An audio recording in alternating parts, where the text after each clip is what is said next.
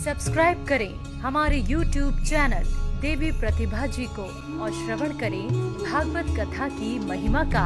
साथ ही bell icon को दबाना ना भूलें।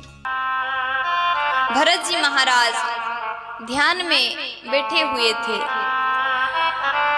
और ध्यान करने के बाद, भजन करने के बाद उन्होंने देखा नदी के उस पार से हिरण के झुंड आ रहे थे।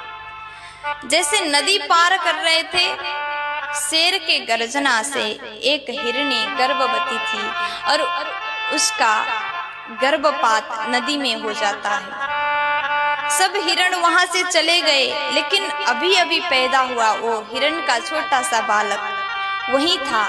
तो भरत जी महाराज उस बालक को लेकर के आ गए और उसका लालन किया, पालन किया और धीरे धीरे भरत जी का मन वहीं पर फंस जाता है। हिरण के बालक में उनको प्रेम हो गया और वही प्रेम धीरे धीरे आसक्ति में बदल गया।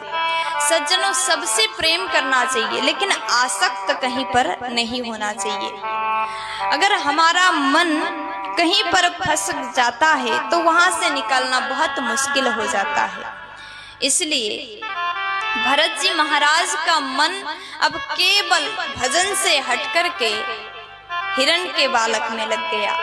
और उसके बाद सुखदेव जी महाराज बता रहे हैं, भरत जी महाराज अब भजन कम करते हैं, ज्यादा हिरण के साथ में रहते हैं, उसको सुलाते हैं, उसको उठाते हैं, उसी का पालन करते हैं।